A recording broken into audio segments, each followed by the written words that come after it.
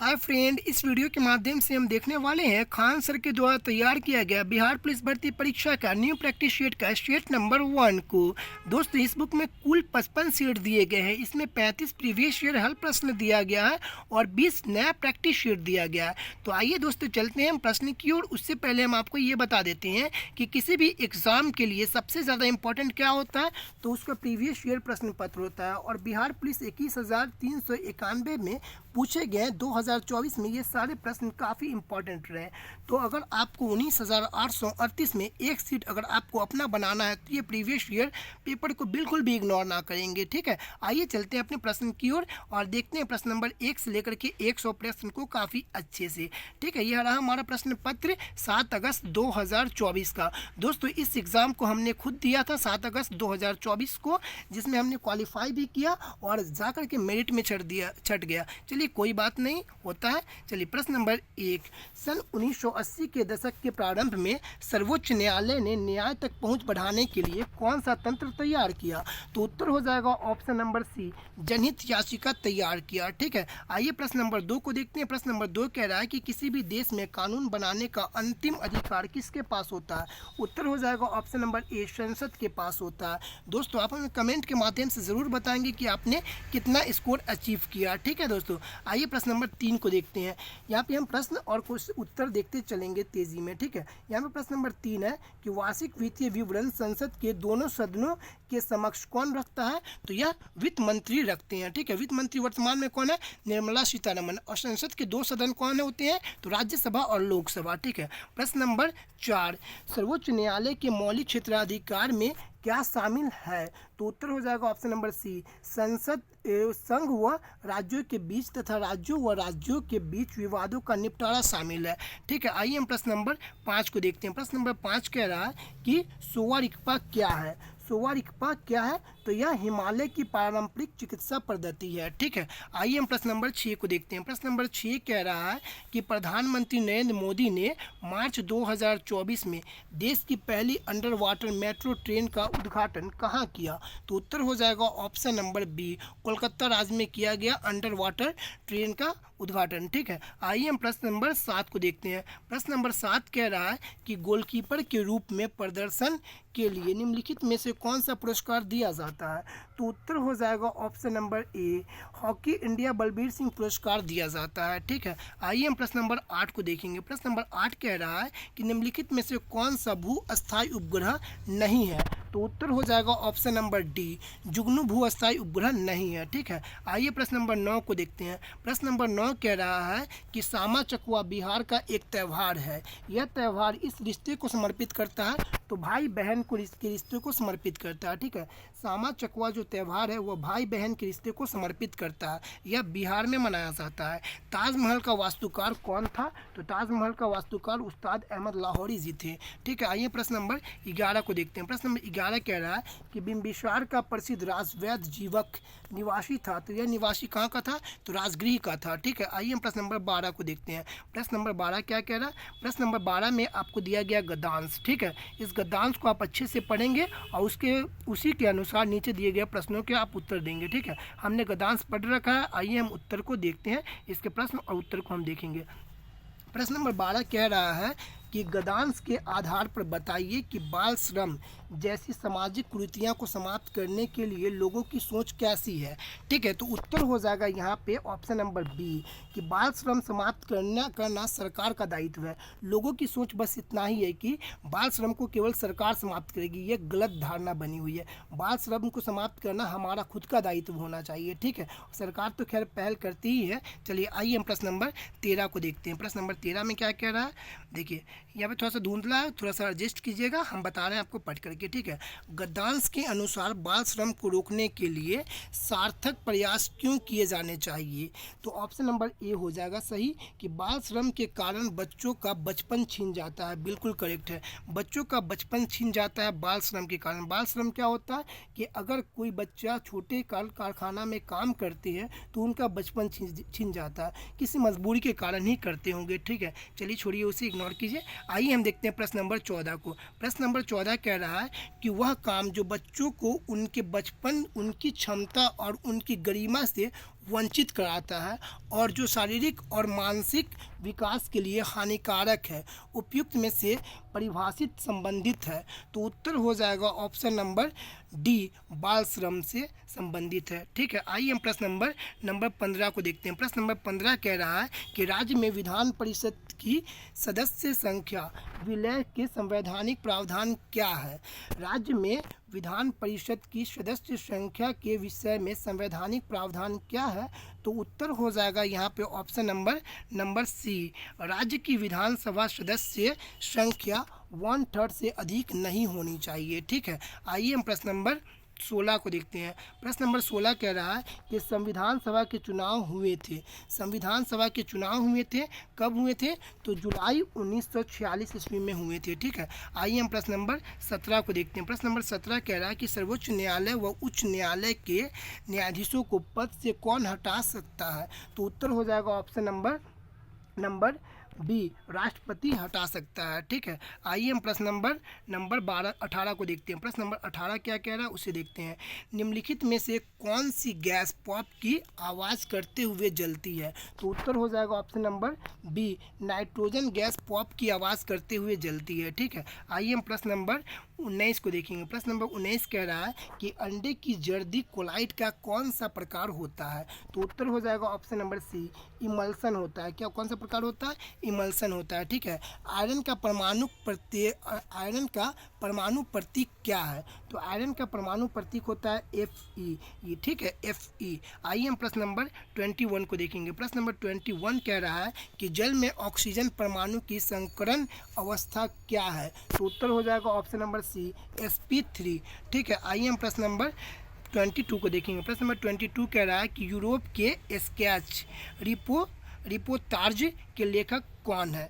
Europe के sketch reportage के लेखक कौन है। तो उत्तर हो जाएगा ऑप्शन नंबर ए, राहुल सांकृत्यायन थे। ठीक है, आइए हम प्रश्न नंबर 23 को देखेंगे। प्रश्न नंबर 23 क्या कहता है हम उसे देख रहे हैं। ठीक है, प्रश्न नंबर 23 कह रहा है एक तरफ मुहावरा दिया गया है और दूसरा तरफ मुहावरा का अर्थ दिया गया है। ठीक है, उसे मिलान करना है। तो आइए हम उसे मिलान करते हैं।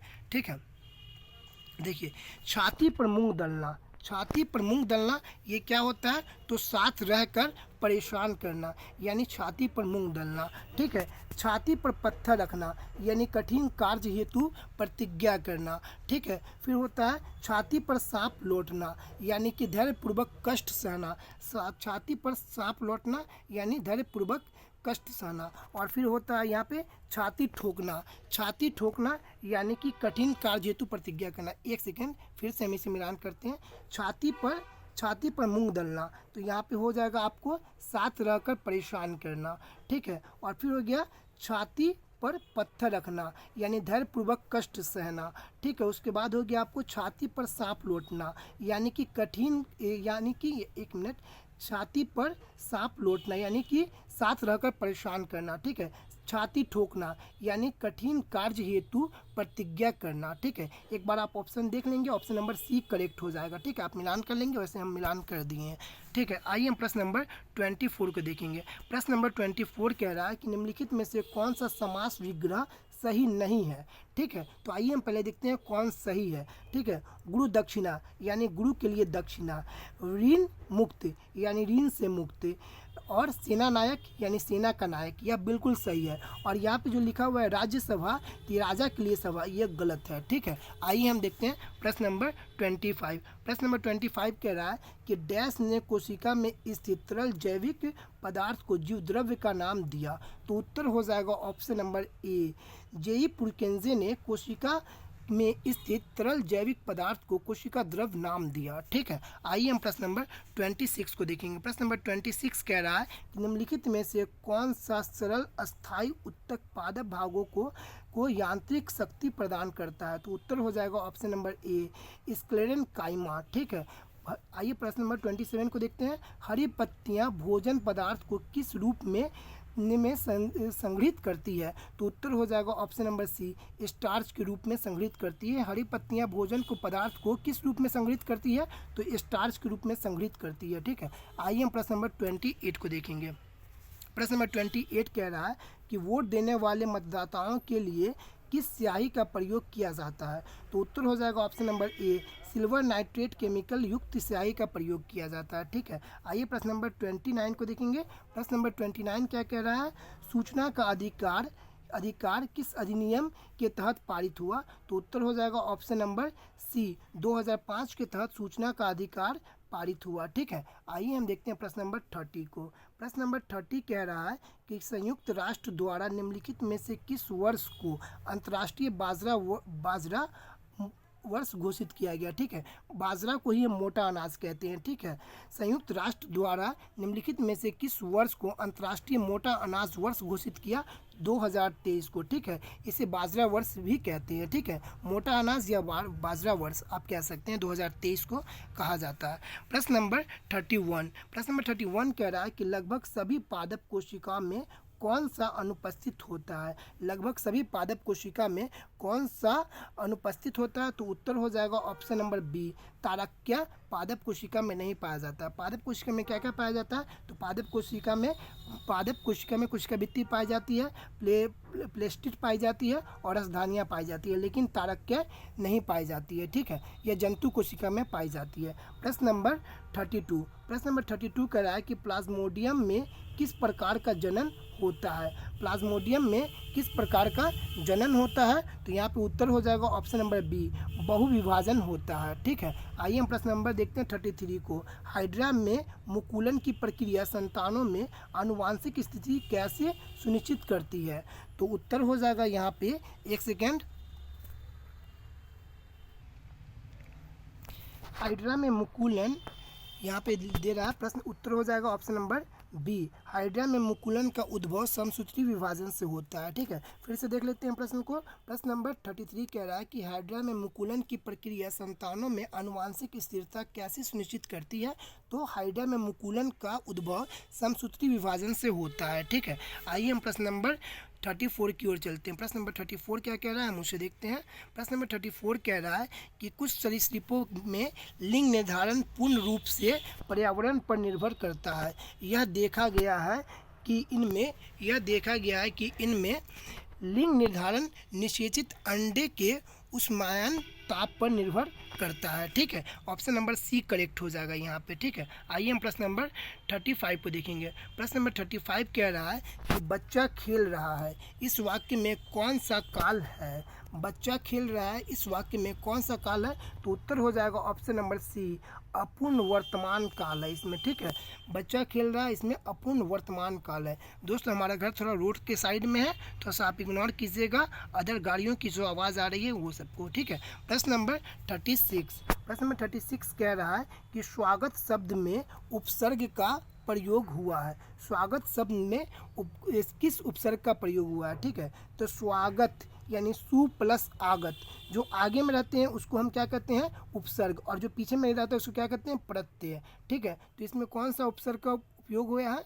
तो यहाँ में सु प्लस आगत यानी सु का उपयोग हुआ है। ठीक है, यानी स्वागत होता है, सु प्लस आगत यानी स्वागत। प्रश्न नंबर 37, निम्नलिखित में से वाक्यांश एवं उनके सही एक शब्द की दृष्टि से असंगत विकल्प कौन सा होगा? तो उत्तर हो जाएगा यहाँ पे ऑप्शन नंबर ए। ठीक है, बिना सोचे विचारे किया गया विश्वास क्या कहलाता है? तो अंधविश्वास कहलाता है। ठीक है, यहाँ पे अविश्वास दिया गया, गलत है। बिना सोचे विचारे किया गया विश्वास क्या कहलाता है? अंधविश्वास कहलाता है, ना कि अविश्वास कहलाता है। वही गायों को पालने वाला क्या कहलाता है? गोपाल कहलाता है। गोद में लिया गया पुत्र क्या कहलाता है? दत्तक पुत्र कहलाता है। किए गए उपकार को मानने वाले को क्या कहते हैं? कृतज्ञ कहते हैं। ठीक है, आइए हम प्रश्न नंबर 38 को देखते हैं। प्रश्न नंबर 38 कह रहा है कि गुजरात में नवीन कॉप मृदा को किस नाम से जानते हैं? गुजरात में नवीन कॉप मृदा को किस नाम से जानते हैं? तो उत्तर हो जाएगा ऑप्शन नंबर सी, गौड़ू के नाम से जानते हैं। ठीक है, गौड़ू के नाम से जानते हैं। आइए हम देखते हैं प्रश्न नंबर 39। प्रश्न नंबर 39 कह रहा है कि निम्नलिखित में से कौन सी कंपनी ONGC और इसकी अपतटीय सक्रियाओं के लिए हेलीकॉप्टर की सेवाएं प्रदान करती है? ठीक है, तो उत्तर हो जाएगा option number D, Pawan Hans helicopter limited company. ठीक है। आइए हम प्रश्न नंबर 40 को देखते हैं। प्रश्न नंबर 40 कह रहा है कि जो 2011 की जनगणना के अनुसार भारत के किस राज्य में जनसंख्या घनत्व सबसे अधिक है? तो बिहार राज्य में जनसंख्या घनत्व सबसे अधिक है। बिहार राज्य का जनसंख्या घनत्व कितना है, यानी 1 किलोमीटर स्क्वायर में कितने लोग रहते हैं? तो 1106 लोग रहते हैं 1 किलोमीटर स्क्वायर में। बिहार में सबसे ज़्यादा जनसंख्या घनत्व है। वही हम केंद्र शासित प्रदेश में देखें तो जनसंख्या घनत्व कहाँ है? तो दिल्ली में है। दिल्ली में कितने लोग रहते हैं 1 किलोमीटर स्क्वायर में? तो 11,320 लोग रहते हैं 1 किलोमीटर स्क्वायर में। तो केंद्र शासित प्रदेश पूछेगा तो दिल्ली हो जाएगा, और केवल राज्य पूछेगा तो बिहार हो जाएगा। और वहीं सबसे कम जनसंख्या घनत्व वाला राज्य कौन सा है? तो सबसे कम जनसंख्या घनत्व वाला राज्य होगा अरुणाचल प्रदेश। अरुणाचल प्रदेश में 1 किलोमीटर स्क्वायर में मात्र 17 लोग रहते हैं। ठीक है, आइए हम आगे बढ़ते हैं। ज़्यादा डिस्कशन करेंगे तो क्वेश्चन हमारा वीडियो ज़्यादा लंबा हो जाएगा। ठीक है, आइए हम प्रश्न नंबर 41 को देखेंगे। प्रश्न नंबर 41 कह रहा है कि भारतीय वायुसेना अभ्यास गगन शक्ति 2024 का आयोजन कहाँ किया गया? तो उत्तर हो जाएगा ऑप्शन नंबर ए, राजस्थान में किया गया। ठीक है, प्रश्न नंबर 42 कह रहा है कि Bihar state power transmission company limited ने तीसरे LDC उत्कृष्टता पुरस्कार 2023 में किस श्रेणी में जीत हासिल की है? तो उत्तर हो जाएगा यहाँ पे option number B, medium load dispatch centre में। दोस्तों हम थोड़ा सा डिस्टर्ब हो जाते हैं थोड़ा सा आवाज़ के कारण। ठीक है, साइड से जो गाड़ियों की आवाज़ आती है थोड़ा डिस्टर्ब कर देती है हमें। चलिए छोड़िए उसे। प्रश्न नंबर 43, लीची पर राष्ट्रीय अनुसंधान केंद्र बिहार के डैश जिले में स्थित है? तो यह मुजफ्फरपुर जिले में स्थित है। ठीक है, लीची पर राष्ट्रीय अनुसंधान केंद्र बिहार के मुजफ्फरपुर जिले पर स्थित है। ठीक है, आइए हम प्रश्न नंबर 44 को देखेंगे।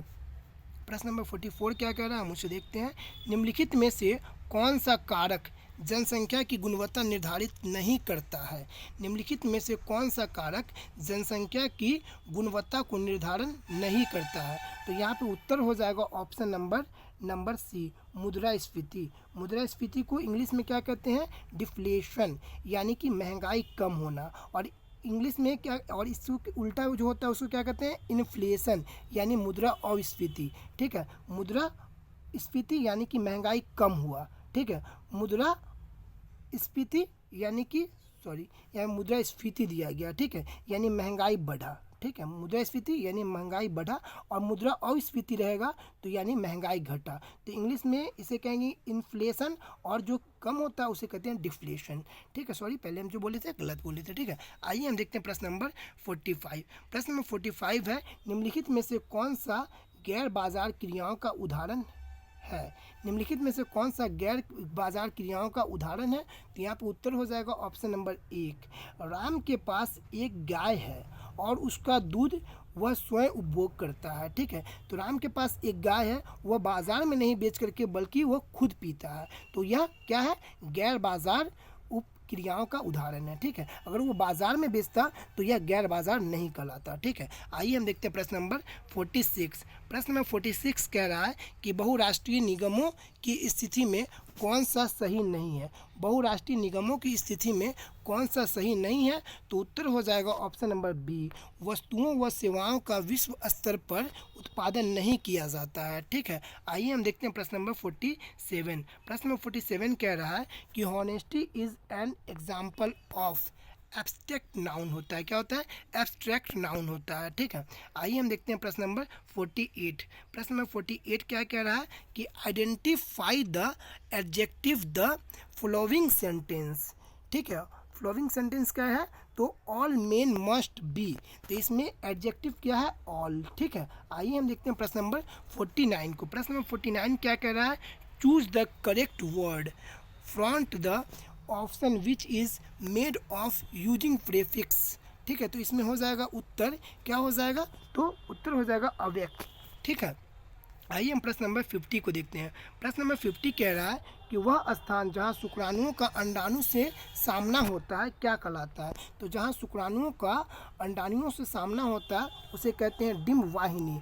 डिम्ब वाहिनी मतलब कि फैलोपियन ट्यूब कहते हैं। ठीक है, आइए हम प्रश्न नंबर 51 को देखेंगे। प्रश्न नंबर 51 कह रहा है कि डैश मानव शरीर का मुख्य समन्वय केंद्र होता है? डैश मानव शरीर का मुख्य समन्वय केंद्र होता है? तो उत्तर हो जाएगा ऑप्शन नंबर सी, मस्तिष्क मानव शरीर का मुख्य समन्वय केंद्र होता है। ठीक है, आइए हम प्रश्न नंबर 52 को देखेंगे। प्रश्न नंबर 52 कह रहा है कि कठोर कैल्शियम कार्बोनेट का बना हुआ कॉल किसका गुण है? तो उत्तर हो जाएगा ऑप्शन नंबर ए, प्रोटोकॉर्डा का गुण है। ठीक है दोस्तों, वॉयलेंस थोड़ा ज़्यादा आ रहा है तो उसे आप इग्नोर कीजिएगा। ठीक है, प्रश्न नंबर 53। प्रश्न नंबर 53 कह रहा है कि निम्नलिखित में से कौन सा कथन लिम्फ लसिका के संदर्भ में गलत है? निम्नलिखित में से कौन सा कथन लिम्फ नलिका के संबंध में गलत है, लसिका के संबंध में? तो उत्तर हो जाएगा यहाँ पे ऑप्शन नंबर डी। उत्तर हो जाएगा ऑप्शन नंबर डी, लसिका को लसिका वाहिनी द्वारा एकत्र किया जाता है। ठीक है, आइए हम देखते हैं दोस्तों, एक सेकंड हम वीडियो को थोड़ा रोक रहे हैं, एम्बुलेंस आ रही है, आवाज़ थोड़ा ज़्यादा आ रही है। आइए प्रश्न नंबर हम 54 को देखते हैं। प्रश्न नंबर 54 कह रहा है कि अपसारी दर्पण निम्नलिखित में से कौन सा है? तो उत्तर हो जाएगा ऑप्शन नंबर बी, एक उत्तल दर्पण है। अपसारी दर्पण क्या है? तो एक उत्तल दर्पण है। आइए हम प्रश्न नंबर 55 को देखेंगे। प्रश्न नंबर 55 क्या कह रहा है उसे देखते हैं। ठीक है, देखिए थोड़ा सा लंबा है, हम इसे देख लेते हैं थोड़ा छोटा कर करके। ठीक है, चलिए यहाँ पे है। चलिए 55 कह रहा है कि चित्र में एक ओम के नियम का साधारणता परिपथ दर्शाया गया है। ठीक है, एक विद्यार्थी एक ओम के नियम के सत्यापन के परिपथ बनाया। ठीक है, परिपथ में उसने कुछ रीतुएं कर दी, यानी कुछ गलती कर दी। उन रीतुओं को सही किया जा सकता है, कौन सा विकल्प सही होगा? तो आइए हम देखते हैं कौन सा विकल्प सही होगा। विकल्प नंबर बी करेक्ट होगा। ठीक है, ए मीटर को परिपथ श्रेणी क्रम में तथा वोल्ट मीटर को परिपथ समांतर क्रम में लगाना चाहिए। ठीक है, आइए हम प्रश्न नंबर 56 को देखेंगे। प्रश्न नंबर 56 क्या कह रहा है उसे देखते हैं। हाँ, प्रश्न नंबर 56 कह रहा है कि यदि एक वस्तु का द्रव्यमान 4 गुना होता है तो इसका वेग आधा हो जाता है, तो वस्तु का संवेग क्या होगा? तो उत्तर हो जाएगा ऑप्शन नंबर बी, वस्तु का संवेग 2 गुना हो जाएगा। ठीक है, आइए हम प्रश्न नंबर 57 को देखते हैं। प्रश्न नंबर 57 कह रहा है कि विद्युत उपकरणों को अतिभारण के लिए कारण लघु पतन से सुरक्षित रखने के लिए सबसे महत्वपूर्ण सुरक्षा विधि क्या है? तो उत्तर हो जाएगा यहाँ पे ऑप्शन नंबर सी, स्टेबलाइजर सबसे सुरक्षा विधि मुख्य कारण है। ठीक है, आइए हम प्रश्न नंबर 58 को देखेंगे। प्रश्न नंबर 58 क्या कह रहा है हम उसे देखते हैं। रिक्त स्थानों की पूर्ति कीजिए। ठीक है, बिहार में 12 वन्यजीव अभ्यारण्य है। ठीक है, और 2 राष्ट्रीय पार्क है। ठीक है, और 1 टाइगर रिजर्व है। ठीक है, यहाँ पे आप देख लीजिएगा 12, 2, 1 कहाँ पे हो जाएगा? 12, 2, 1। ठीक है, बिहार में क्या है? 12 वन्यजीव अभ्यारण्य है, 2 राष्ट्रीय पार्क है और 1 टाइगर रिजर्व है। ठीक है, आइए हम देखते हैं प्रश्न नंबर 59 को। प्रश्न नंबर 59 क्या कह रहा है उसे हम देखते हैं। ठीक है, सबसे पहले हम देख लेते हैं इसका उत्तर क्या होगा, उसके आधार पे हम इसे मिलान कर लेते हैं। ठीक है, सूची 1 को सूची 2 से सुमिलित करना है। ठीक है, आइए देखते हैं, यहाँ पे इसका उत्तर हो जाएगा ऑप्शन नंबर ए। ठीक है, तो भावर का हो जाएगा छिद्रपूर्ण।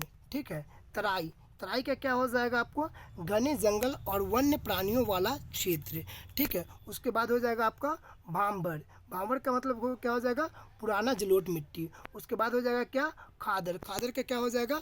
युवा जलोढ़ मिट्टी। ठीक है, आइए हम प्रश्न नंबर 60 की ओर चलते हैं। प्रश्न नंबर 60 क्या कह रहा है उसे देखते हैं। 60 में भी मिलान करना है, आइए हम देख लेते हैं मिलान। पहले यहाँ पे उसका उत्तर देख लेते हैं। ठीक है, उसके बाद हम मिलान कर लेते हैं। उत्तर हो जाएगा ऑप्शन नंबर डी। ठीक है, गोदावरी का सहायक नदी कौन सा है? तो वेनगंगा। गोदावरी का सहायक नदी वेनगंगा। गंगा का सहायक नदी कोसी। कृष्णा का सहायक नदी कौन सा है? तो कृष्णा का सहायक नदी हो जाएगा अमरावती। ठीक है, कावेरी का सहायक नदी कौन सा हो जाएगा? तो कोयना। ठीक है, यहाँ पे हमने मिलान अच्छे से कर दिया है, आप देख लेंगे। ठीक है, आइए प्रश्न नंबर 61 को देखते हैं। प्रश्न नंबर 61 कह रहा है कि निम्नलिखित में से कौन सा खनिज मोनाजाइट रेत में मिलता है? निम्नलिखित में से कौन सा खनिज मोनाजाइट रेत में मिलता है? तो यहाँ पे उत्तर हो जाएगा ऑप्शन नंबर बी, थोरियम मिलता है। ठीक है, आइए यहाँ पे इंग्लिश का एक प्रश्न है उसे देखते हैं। ठीक है, choose the correct passive voice of the given sentence. The teachers the students. तो यहाँ पे उत्तर हो जाएगा option number A, the students are taught by the teacher. ठीक है, आइए हम प्रश्न नंबर 63 को देखते हैं। प्रश्न नंबर 63 कह रहा है choose the correct word which is opposite in meaning of the underline word. I was deeply affected by his urban behaviour. ठीक है, तो इसका क्या हो जाएगा, रूलर, ऑप्शन नंबर सी। ठीक है, आइए हम प्रश्न नंबर 64 को देखते हैं। प्रश्न नंबर 64 में मैथ्स है, प्रश्न नंबर 65 में भी मैथ्स है, इसे इग्नोर करते हैं थोड़ा सा क्योंकि ये बनाने वाला प्रश्न है, इसे हम छोड़ते हैं। आइए हम देखेंगे प्रश्न नंबर 68 से। प्रश्न नंबर 68 कह रहा है कि डैश में SER, ठीक है, यानी स्मूथ इंडोप्लाज्मिक रेक्टिकुलम विष तथा दवाओं को निवारी विषीकरण करने के लिए महत्वपूर्ण भूमिका निभाते हैं। तो कौन महत्वपूर्ण भूमिका निभाते हैं, तो उत्तर हो जाएगा ऑप्शन नंबर बी, यकृत कोशिकाएं महत्वपूर्ण भूमिका निभाते हैं। ठीक है, फिर से एक बार देख लेते हैं कि डैश में SER विष तथा दवाओं को निराविषीकरण करने में महत्वपूर्ण भूमिका निभाते हैं। तो क्या निभाता है, तो यकृत कोशिकाएं निभाते हैं। ठीक है, दोस्तों ये प्रश्न थोड़ा सा अलग टाइप का है। ठीक है, आप भी देख रहे होंगे। आइए हम देखते हैं प्रश्न नंबर 69। प्रश्न नंबर 69 क्या कह रहा है, तो मिलान करना है। ठीक है, तो देखिए द्रव संयोजी उत्तक, द्रव संयोजी उत्तक कौन होता है, तो यह रक्त होता है। ठीक है, उपकला उत्तक, उपकला उत्तक कौन सा होता है, तो त्वचा के उत्तक को हम उपकला उत्तक कहते हैं। ठीक है, जोड़ों की सतह यानी कि उपास्थि, जोड़ों की सतह यानी कि उपास्थि, तंत्रिका उत्तक, तंत्रिका उत्तक यानी कि स्पाइनल कोड। ठीक है, यहाँ पे हमने मिलान कर दिया, आप उत्तर देख लेंगे। ठीक है, आइए हम प्रश्न नंबर 70 की ओर चलते हैं। प्रश्न नंबर 70 क्या कह रहा है, हम उसे देखते हैं। ठीक है, चलिए, यह सिद्ध करने के लिए कि जीवन की उत्पत्ति कार्बनिक अणुओं से हुई है, मिलर और मूरे द्वारा एक प्रयोग किया गया था। उन्होंने गैसें ली थी, वे गैस कौन सी थी, तो उत्तर हो जाएगा, आइए हम देखते हैं, उत्तर हो जाएगा option number D, methane gas, ammonia gas और हाइड्रोजन गैस ली थी। ठीक है, आइए प्रश्न नंबर हम देखते हैं 71। प्रश्न नंबर 71 क्या कह रहा है, उसे देखते हैं। एक वस्तु 1.0 ms को चाल से गतिशील है, x दूरी में इसे रोकने के लिए बल F की आवश्यकता होती है। यदि वस्तु की चाल 3.0 तक बढ़ा दी जाए तो इसे उतना ही दूरी x में रोकने के लिए कितना बल लगाना होगा, तो उत्तर हो जाएगा ऑप्शन नंबर डी। ठीक है, कितना लगाना होगा, 90F। दोस्तों ये सब फिजिक्स का न्यूमेरिकल है, आप देख लेंगे। ठीक है, चलिए प्रश्न नंबर 72। प्रश्न नंबर 72 कह रहा है कि प्रतिरोध R के किसी भी तार के टुकड़े को 6 बराबर भागों में काटा जाता है। इन टुकड़ों को फिर पारस्परिक क्रम यानी समांतर क्रम में संयोजित कर देते हैं। यदि इस संयोजन का तुल्य प्रतिरोध R है तो R/R अनुपात का मान क्या होगा, तो उत्तर हो जाएगा ऑप्शन नंबर ए, 36 हो जाएगा। ठीक है, आइए हम प्रश्न नंबर 73 को देखते हैं। प्रश्न नंबर 73 कह रहा है कि निम्नलिखित में से किस माध्यम में ध्वनि सबसे तेज गति से चलती है, तो उत्तर हो जाएगा ऑप्शन नंबर डी, स्टील में सबसे तेज गति से चलती है। प्रश्न नंबर 74 कह रहा है कि कौन सी नदी दक्षिण गंगा के नाम से भी जानी जाती है, कौन सी नदी दक्षिण गंगा के नाम से भी जानी जाती है, तो उत्तर हो जाएगा ऑप्शन नंबर बी, गोदावरी दक्षिण गंगा के नाम से भी जानी जाती है। प्रश्न नंबर 75 कह रहा है कि सूची 1 को सूची 2 से मिलान करें, तो आइए हम यहाँ पे मिलान करते हैं सूची 1 को सूची 2 से। ठीक है, तो यहाँ पे उत्तर हो जाएगा हमारा ऑप्शन नंबर ए। ठीक है, कोयना, कोयना यह किस राज्य में बहती है, एक तरफ अभ्यारण्य दिया गया, एक तरफ राज्य दिया गया। कोयना यह किस राज्य में है, तो महाराष्ट्र राज्य में है। ठीक है, इंतुरम, ये इंतुरंगम तेलंगाना में है और सरिस्का राजस्थान में है और चंद्रप्रभा उत्तर प्रदेश में है। ठीक है दोस्तों, इसमें क्वेश्चन थोड़ा पेचीदा दिया गया लेकिन फर्स्ट क्लास क्वेश्चन पूछा गया है। ठीक है, आप थोड़ा अच्छे से देखेंगे ना तो आपको अच्छे से समझ में भी आएगा। ठीक है, प्रश्न नंबर 76। प्रश्न नंबर 76 कह रहा है कि बिहार में जब पहली बार राष्ट्रपति शासन लगाया गया तो राज्य के राज्यपाल थे। बिहार में जब पहली बार राष्ट्रपति शासन लगाया गया तब बिहार में राज्यपाल थे। कौन राज्यपाल थे, तो यह नित्यानंद कानूनगो जी थे। ठीक है दोस्तों, आप हम कमेंट करके बताएंगे कि बिहार में राष्ट्रपति शासन कितने बार लगा।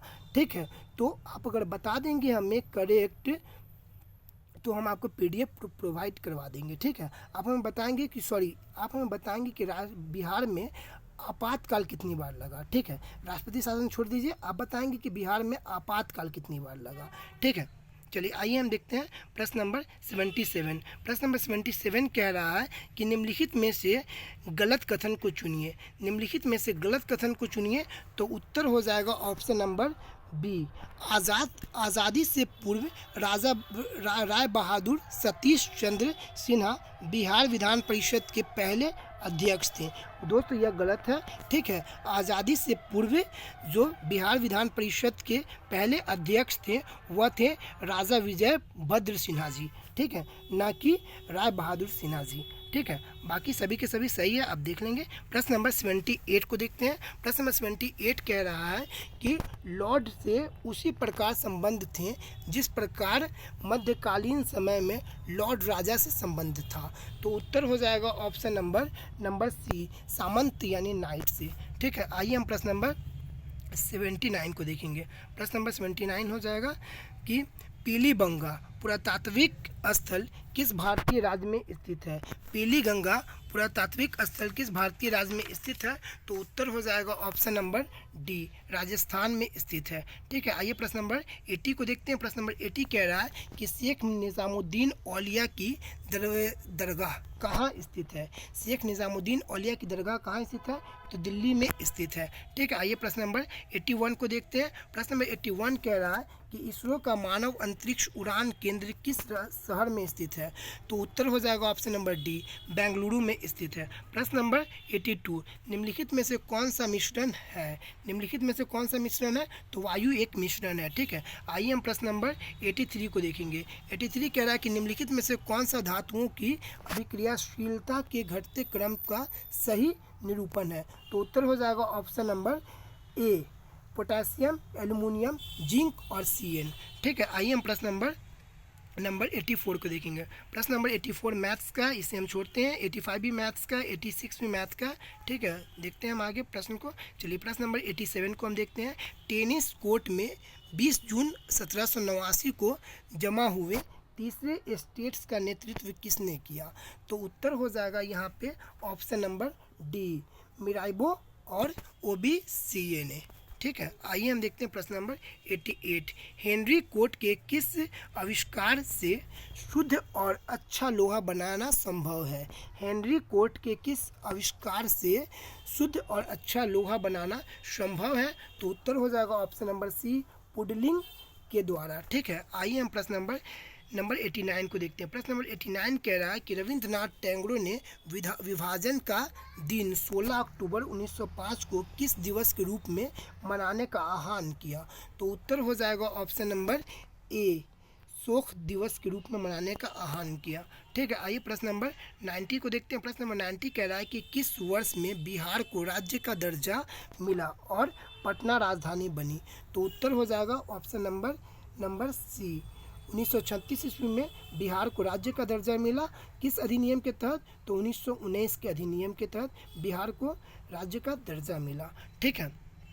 पटना इसकी राजधानी बनी। प्रश्न नंबर 91, जल के अणु में बंध की प्रकृति होती है। जल के अणु में बंध की प्रकृति कैसी होती है, तो उत्तर हो जाएगा ऑप्शन नंबर सी, हाइड्रोजन आबंध होती है, ठीक है। जल के अणु में बंध की प्रकृति हाइड्रोजन आबंध होती है, ठीक है। आइए हम प्रश्न नंबर 92 को देखेंगे। प्रश्न नंबर 92 कह रहा है कि C6H14 के लिए संरचनात्मक समन्वयक की संख्या क्या होगी, तो यहाँ पे उत्तर हो जाएगा ऑप्शन नंबर डी, 5 होगी, ठीक है। प्रश्न नंबर 93, अल्फा कण है। अल्फा कण क्या है, तो अल्फा कण एक द्विआवेशित हीलियम आयन है, ठीक है। आइए हम प्रश्न नंबर 94 को देखेंगे। प्रश्न नंबर 94 क्या कह रहा है, हम उसे देखते हैं। चलिए यहाँ पे देखिए, वह फील्ड जो तालिका में रिकॉर्ड्स की, एक सेकेंड, पूरा क्वेश्चन नहीं दिख रहा है, चलिए एक सेकेंड, चलिए।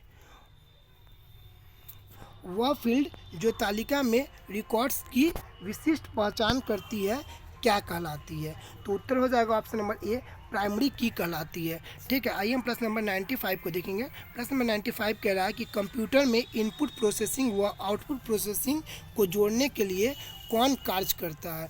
कंप्यूटर में इनपुट प्रोसेसिंग व आउटपुट प्रोसेसिंग को जोड़ने के लिए कौन कार्य करता है, तो उत्तर हो जाएगा ऑप्शन नंबर बी, मदरबोर्ड कार्य करता है। आइए हम प्रश्न नंबर 96 को देखेंगे। प्रश्न नंबर 96 कह रहा है कि निम्नलिखित में से कौन सा एक भारत में प्रशासनिक वर्ग नहीं है।